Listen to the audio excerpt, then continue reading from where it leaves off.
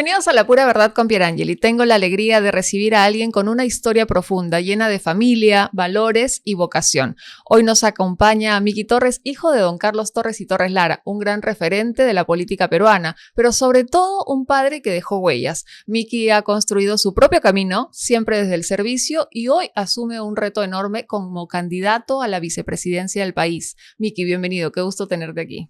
Pierangeli, muchísimas gracias, un gusto en realidad estar acá contigo. Qué bonito que me hayas presentado. Lo primero que me hayas presentado es haciendo el recuerdo de mi padre. Así Que la verdad es es que seguramente lo vamos a conversar, pero es uno de los grandes motivos por los cuales termino involucrado dentro de la política. Y hoy en este nuevo reto, que es un tremendo reto, que es ir hacia la vicepresidencia de la República. Así es que ya nos vas a contar, porque vamos a profundizar muchísimo. ¿Cómo describes tu infancia creciendo en una familia tan vinculada al servicio público? ¡Wow! La infancia yo tengo marcado dos momentos. El primer momento en el cual era el previo a la política, al ingreso a la política de mi padre, que fue hasta los 10 años. Una infancia en donde yo soy el quinto hermano, el quinto hijo, y como dicen muchos, el creído pues de la casa, ¿no? Sí. Y entonces paraba mucho con mi papá, con mi mamá, tenía mucha vinculación con ellos. Ellos decían ya los había agarrado cansado y no habían sido tan estrictos como habían sido con mis hermanos mayores. Y entonces yo tenía una relación muy, muy bonita con ambos, con mi papá y con mi mamá. En 1990, cuando don Alberto lo invita a mi padre a ingresar a la política, primero como ministro de Trabajo y luego de unos meses ya como primer ministro, todo cambió. Y todo cambió, y creo que la palabra clave en ese momento es sacrificio. Sacrificio. ¿Por qué? Porque mi padre decide tomar esta decisión, ¿no? Toma esta decisión de ingresar a la política como ministro de Trabajo, luego como premier, y lo hace consultándonos, ¿eh? a toda la familia, ¿sí? A mi madre, por supuesto, y a los 5 hijos, y cada uno daba su opinión. Yo recuerdo que uno de mis hermanos no quiso, y en mi caso yo estaba muy animado, Pierangeli, porque claro, para mí 10 años, que mi papá me dijera, oye, voy a ser político, significaba que iba a salir en la televisión y que iba a salir con un cartelito, entonces mi papá iba a ser famoso. Entonces, evidentemente, yo estaba a favor. Claro. Luego recuerdo que conversé con mi hermano, que uno de ellos que no le gustó la idea, y le pregunté por qué. Y él me dijo, lo que pasa es que no te das cuenta, pero a mi papá lo pueden matar el día de mañana, si asume esta posición. Y ese fue un momento muy duro para entender lo que significaba el sacrificio en la política. Claro. Y en la década de los 90... Que ha sido la peor. Ese momento fue determinante. Entonces, a partir de ahí, mi niñez y ya mi adolescencia fue bastante complicada, porque tuve ya a un papá bastante más alejado, sacrificado en sus tiempos, dejaba toda la piel por el país.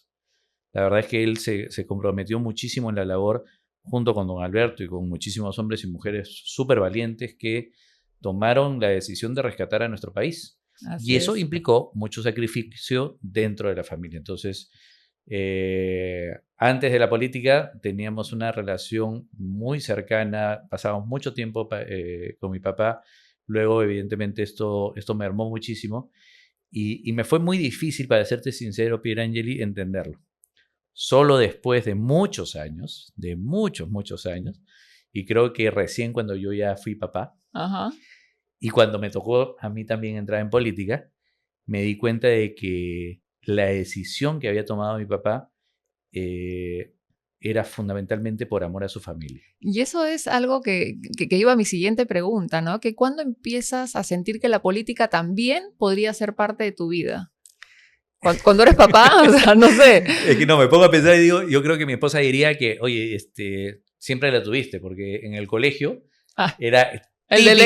Típico delegado de todo, ¿no? O sea, delegado de actividades, presidente de mi aula, presidente de la promoción. O sea, estaba en todo momento bastante enfocado en el liderazgo, digamos, dentro de mi grupo de amigos. Y quien me veía ahí siempre me decía, bueno, tú vas a terminar en la política. ¿Ah, sí? Todo el mundo me decía, claro, asociaban mucho, evidentemente, que mi padre estaba en política y estas características de liderazgo dentro del colegio. Decía, Claro. ok, Miki va a terminar dentro de la política. Entonces yo también a eso la fastidio a mi esposa. Mi Ajá. esposa estudió conmigo en el mismo colegio. De hecho, yo conozco a mi esposa desde los 4 años. Desde los 4 años, Sí, o sea, es desde un los amor de toda 4 la años. vida. Sí, todo lo de toda la vida yo la perseguí. No voy a mentir. Normalmente digo, cuento otra historia, pero No, acá es la pura verdad. acá en la pura verdad es que yo siempre estuve muy enamorado de ella y pasó muchísimos años para que me hiciera caso. Pero ¿a qué venía mi comentario? Ella me ha visto desde muy niño y creo que no la estafé en ningún momento porque ella sabía que tarde o temprano iba a estar involucrado dentro de la política, ¿no? ¿Y hoy en día hay un consejo o frase que recuerdes de tu padre que aún guía tus decisiones? A ver, Algo que él de repente te decía. son un montón de cosas, pero Sí. yo tengo grabado en mi mente un día que salíamos a dar, que salíamos a dar una vuelta en un parque, que en realidad en ese tiempo no era parque porque todo estaba destrozado, Sí. ¿no? Y mi papá me hablaba de la importancia de la honestidad. Y creo que me quedó marcado porque el tema salió de un momento a otro, ¿no? Ujú. Y me explicaba y me decía lo importante que es ser honesto en la vida. Así Y es. me decía, Miki, me decía, hijo, ¿no? Hijo, en realidad tratar de mantenerte en lo correcto, de ser una persona honesta en tiempos en donde todo va bien, es relativamente sencillo. Ujú. Pero van a haber momentos muy difíciles en tu vida. Me acuerdo que me lo decía así con esa claridad. Van a haber momentos muy difíciles en tu vida, donde puedes tener incluso a personas muy queridas pasando por situaciones sumamente delicadas.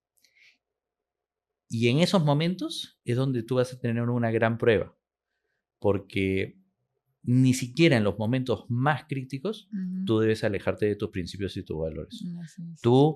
Nosotros, me decía, te hemos formado como una persona honesta, con principios, con valores, y tienes que mantenerte siempre ahí, por más difícil que sea la situación.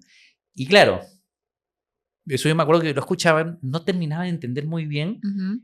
pero luego en más de una oportunidad ha aparecido ese mensaje y sobre todo apareció cuando ingresé en la política, donde normalmente escuchas que hay muchas personas que hacen el ingreso en la política para Ujú. beneficiarse a ellos mismos, olvidando que uno tiene que ser consecuente en lo que piensa, en lo que dice, en lo que hace, Ujú. y por lo tanto, si tú te dices, oye, yo tengo como valor la honestidad, Sí, pues entonces debe quedar bien claro que cuando entras al servicio público estás entrando a eso, a servir a la exacto. población, no a Así es. servirte de ella. Pero además que tú vienes de una familia con mucha historia, entonces ha sido difícil tener, como digamos, Torres Lara, el Smiki, un peso de cierta manera. Sí.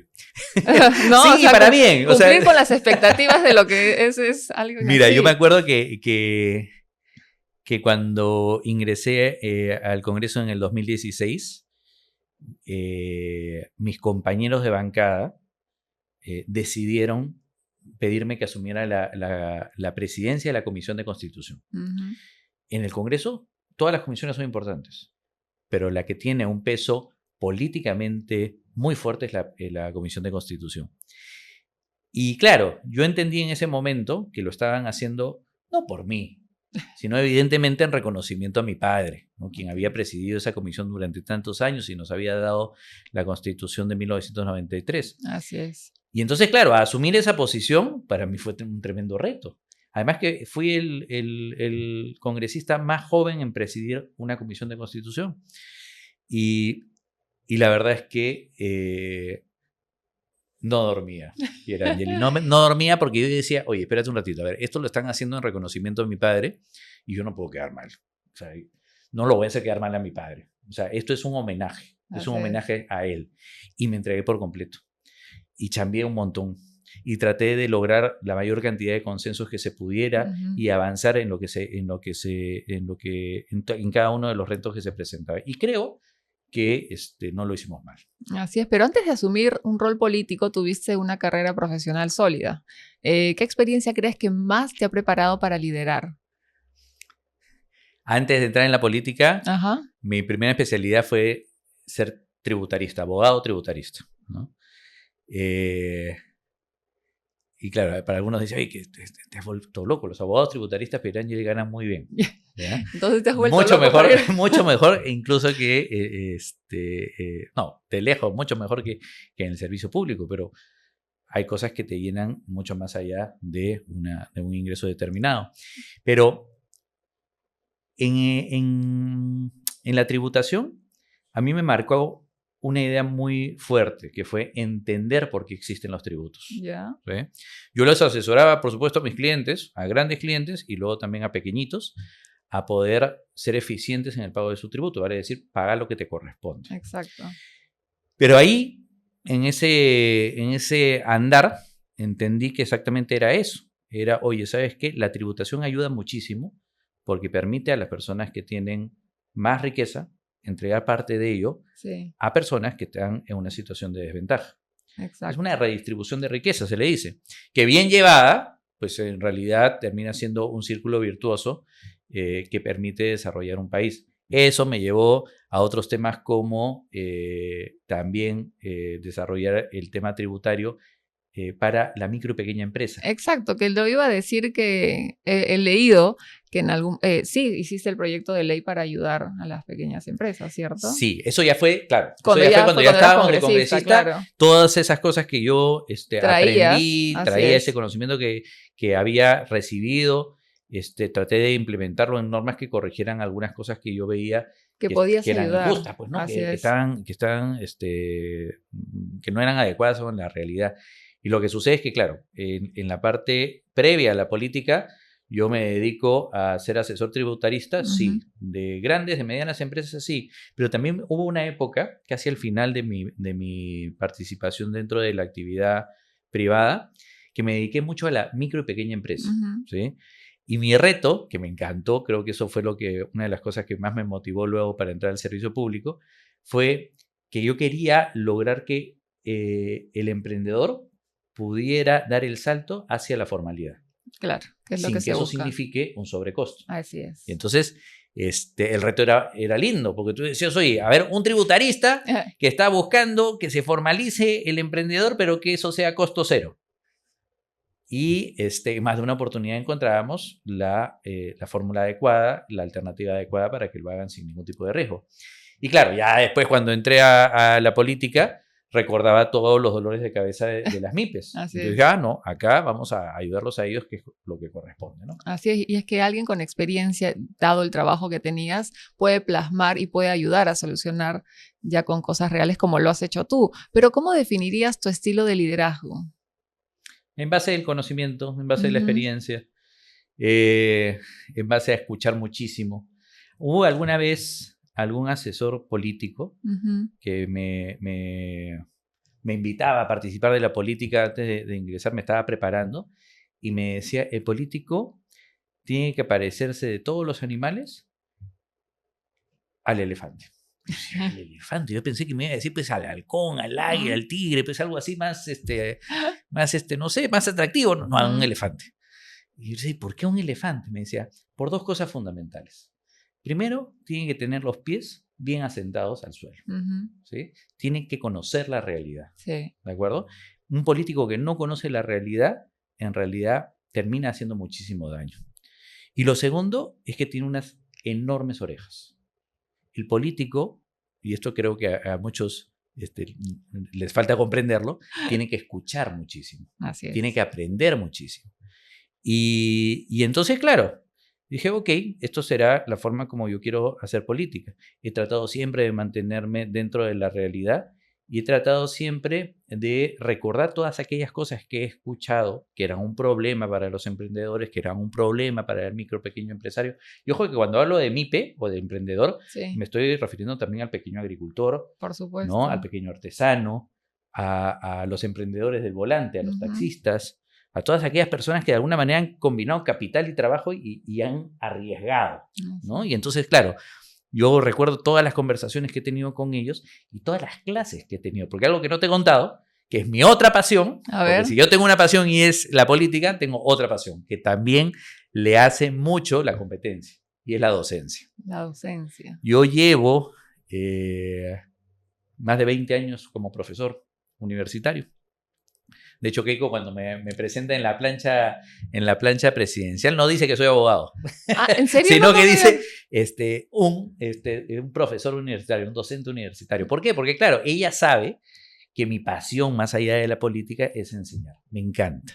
Y he enseñado no solamente a mis chicos de pregrado en la universidad, sí, sino también a mucho emprendedor, a mucho micro y pequeño empresario.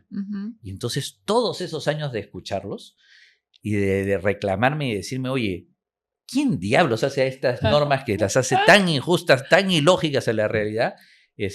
Terminaron sirviéndome muchísimo para poder implementar medidas concretas. La que mejor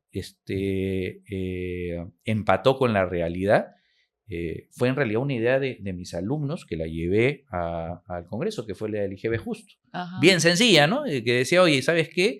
El sistema no es muy lógico, porque te dice, tú tienes que pagar el IGB, así te hayan pagado o no te hayan pagado. Exacto. Oye, pero una micro pequeña empresa pues tiene que afrontar 30, 60, 90 días esperando que le paguen. No puede. No puede. Entonces, creamos IGB Justo, que dijo, oye, ¿sabes qué? Si tú eres una MIPE, tienes hasta 90 días para pagarlo. Y evidentemente, mucha gente hoy día lo usa y me encanta. Cada vez que me dicen, oye, esta de acá, qué bueno. Y claro, saco pecho. Bueno, esa es una idea que yo llevé. No es mi idea, es una idea de los propios emprendedores que reclamando me decían, esto no es justo. Así es. De hecho, de ahí salió el nombre IGB Justo. IGB Justo. Y de verdad son cosas que se pueden lograr. Y aplausos, por favor. ¿Qué valores consideras innegociables en el servicio público? Creo que más o menos lo que te he podido escuchar es la honestidad. Es básicamente innegociable. Sí, eso es algo que no puedes tenerlo como moneda de cambio en ningún momento, ¿no? Tú has entrado ahí para servir, no para servirte. El día que tú confundes ambos elementos, entonces yo creo que colapsó la integridad como persona, tu dignidad, y vas a empezar a hacer mucho daño, no solamente a ti, a tu familia, a la sociedad en general. Deberías alejarte muchísimo. Otro valor que es indispensable siempre en el servicio público es la justicia.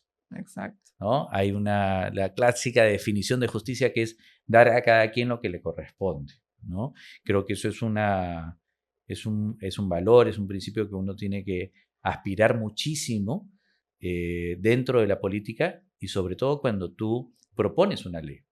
Yo siempre les he dicho a mis compañeros de trabajo, les digo, a ver, para que una ley sea una buena norma, yo creo que hay 3 elementos fundamentales.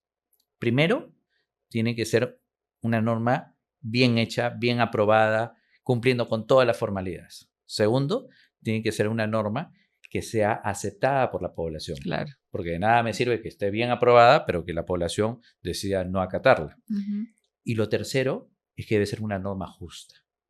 Entonces, justa, bien elaborada y que sea aceptada, que sea aceptada para todos. Son 3 elementos fundamentales que tienen que tener dentro de tu propuesta, ¿no? Y en estos momentos en que la política es dura, porque estamos en momentos, creo que no los hemos vivido tanto así años anteriores, pero ¿qué te motiva personalmente a seguir este camino? Mis hijos. ¿Tu familia? Claro. Cuando les dijiste que ibas a la vicepresidencia ahora, ¿cuál fue la reacción de ellos? No lo sé. De orgullo. A ver, mis hijos me han enseñado a mí muchas cosas, ¿eh? Yo recuerdo que una de las lecciones más importantes que me dieron ambos fue cuando yo perdí la primera vez cuando me lancé a la alcaldía de Surco. ¿Ya? La primera vez que yo participo en la política fue porque Keiko y el partido me invitan a candidatear como para alcalde de Surco. Y me saqué el ancho. La verdad es que no dormía. Día, tarde y noche me involucré, la familia se involucró y al final perdí. Y perdí quedando creo que en el 4º puesto. O sea, ni siquiera cerca, ¿no? Y yo me costaba mucho ir a contarles y a decirle a mis hijos que había perdido, ¿sí? No sabía cómo hacerlo. Hasta que me acuerdo que en algún momento los agarré, eran pequeños, todavía chicos, o sea, no superaban los 10 años. Y se los dije, y la mirada de ellos fue, ya, ok, lo vuelves a intentar, pues. Vamos al siguiente. Y entonces me quedé helado diciendo, ok, yo haciéndome acá medio mundo, y ellos la tienen tan clara, que decían, ok, no, o sea, no lo lograste esta vez, lo vas a lograr en la siguiente. Y tal cual, y seguí. Entonces, regresé un tiempo a la actividad privada y luego ya vino la campaña hacia el Congreso. Sí. Y con esa lección de perseverancia, pues olvídate, vamos para adelante. Así es. Y ese creo que es el equilibrio con tu familia, ¿no? O sea, de esa manera mantienes el equilibrio. Sí. Además creo que es también una oportunidad también bonita para poder compartir algunos principios, valores que yo te diría que uno ya los trae hasta de herencia. Sí. Yo me acuerdo también una oportunidad en la cual mi hijo me empieza a mostrar una grabación que habían hecho todos los chicos para sus papás por el Día del Padre. Están en época de COVID, me parece. Y cada uno decía una palabra que resaltaba de su papá. Y dice, pucha, ¿y mi hijo qué cosa va a decir? Y en eso lo escuché y decía, mi papá es valiente. Y eso para mí fue brutal, porque claro, si tú me preguntas, oye, ¿yo recuerdo algo de mi papá? Sí, mi papá era valiente. O sea, mi papá y todas las personas que en las 90 hicieron política, o sea, mis respetos. Un país donde 2/3 partes del país estaba dominado por el terrorismo, donde o te sometías al terrorismo y gobernabas con ellos o te mataban, o le hacías frente, era porque era gente muy valiente. Así es. Y entonces cuando yo escucho eso también en mi familia, que me empiezan a reconocer por eso, digo, caramba, estamos yendo por el camino adecuado, Estás yendo correcto. Por el camino correcto. Y qué importante algo que acabas de decir de aquellos años en que de repente la juventud no lo sabe, y que qué bueno que estén haciendo lo de la Escuela Naranja, porque siento que un país que olvida su pasado no tiene futuro, y que y que no queremos que vuelvan eso, que la actualidad nos hace sentir que escuché en algún momento a Keiko decir el terrorismo urbano, sí. Y es que yo no recuerdo, después del terrorismo, por supuesto, sentir tanto miedo de salir a las calles, o sentir que ya te llega la extorsión en el celular, y que eso nos ataca a todos. A todos, y sobre todo que es una maldición, sobre todo para las personas más humildes, porque ojo, Pierangeli, si a una persona que puede tener algo de recursos la delincuencia lo golpea, es un golpe. Pero si a una persona que tiene muy pocos recursos, escasos recursos, la delincuencia le golpea, es prácticamente un asesinato, porque estás condenando a esa persona y difícilmente va a poder salir adelante. Pero has mencionado algo que yo no quiero dejar de pasar, porque imagínate, para mí es la combinación perfecta. Porque si yo te decía, mi pasión por un lado es la política y el otro lado, mi pasión es la docencia, sí. Entonces imagínate cómo yo no me puedo sentir más bendecido que siendo el director académico de la Escuela Naranja. Así es, o sea, exactamente. Pero ¿cómo nace la Escuela Naranja? Un día dices, oye, no, esto tiene que la historia tiene que saberse. Sí, mira, para que todos además nos entiendan bien, sí. La Escuela Naranja es la primera plataforma virtual de formación política, ¿de acuerdo? De hecho, es la más grande en Latinoamérica el día de hoy. Tenemos más de 8.000 alumnos. Y esta idea de desarrollar una plataforma virtual en donde te formen conociendo la verdad, conociendo lo que sucedió en los años atrás, conociendo sobre el fujimorismo, sobre la actualidad, y conociendo también los planteamientos hacia el futuro, nació de un momento, quizás el momento más difícil políticamente hablando para nosotros, que fue cuando teníamos no solamente a don Alberto en prisión, sino también a Keiko en prisión injustamente. En esos 480 días que metieron a Keiko en prisión por tercera vez, de manera injusta, recuerdo que junto con Lucho Galarreta y ella tuvimos espacios en donde podíamos conversar mucho, algo que a veces en el día a día de la política no se te permite. Y entonces, claro, nosotros decíamos, oye, a ver, tomemos algunas decisiones, ¿vamos a continuar o no? Y lo primero que recuerdo es a Keiko diciendo, ¿a qué creen? ¿Que con esto nos van a callar? Ni hablar. Entonces ahí se decidió que se continuaba en la política. Lo segundo fue, oigan, ¿qué hacemos? Porque nos están tratando de amordazar, nos están tratando de callar, nos están tratando de quitar la oportunidad de conversar con los jóvenes, sobre todo decíamos, y que conozcan la verdad, esa verdad que no la han vivido necesariamente, Así ¿no? es. Y entonces apareció esta idea de la Escuela Naranja y la verdad es que ya llevamos 3, 4 años en realidad con la escuela, casi 5 años, más de 8.000 alumnos, más de 9 programas. Ya estamos lanzando un nuevo programa el día de hoy y entonces vamos por nuestros 10 programas. Cada programa tiene como 20 capítulos. Sí. Es todo un componente súper interesante de lo que es la política, de lo que es el fujimorismo, de lo que es el pasado, el presente y el futuro desde la perspectiva de nosotros de Fuerza Popular, ¿no? Y si te pregunto desde el corazón, ¿qué es lo que más te duele del país hoy ya entrando en política y qué es lo que más te da esperanza? No, lo que más me duele definitivamente es la falta de empatía. En general, en la sociedad, en más de una oportunidad, Pierangeli, hay muchas personas que deciden mirar de costado. Yo nunca me voy a olvidar, alguna vez antes de entrar en la política, algún cliente me decía, yo cuando veo pobreza, mi solución es muy sencilla, me decía, yo miro hacia otro lado. Esa frase me quedó marcado, me dolió muchísimo. Yo la verdad es que decía, no puedo creer que alguien pueda utilizar esa técnica para evadir la realidad. Luego, cuando entré en la política, me di cuenta que hay muchos políticos que también la utilizan y que solamente deciden mirar hacia allá cuando están en búsqueda de votos, Exactamente. ¿no? Y entonces creo que eso es lo más complicado, ¿no? Lidiar con personas fuera o dentro de la política que creen que la solución se pasa simple y llanamente por dejar de ver o dejar de sentir o dejar de escuchar el clamor de muchas personas que están pasando la mano, ¿no? Y sobre todo esta pregunta, a ver, ¿qué sentiste cuando recibiste la propuesta de acompañar en esta fórmula presidencial? Wow. Que se anunció hace poquito, Sí. estaba muy incierto de repente. Sí, no, de hecho, hasta pocos días antes no sabíamos, ni Lucho ni yo, que íbamos a acompañar en la plancha presidencial. Creo que me emocioné mucho porque recordé que un gran amigo, todo lo debo recordar, Nano.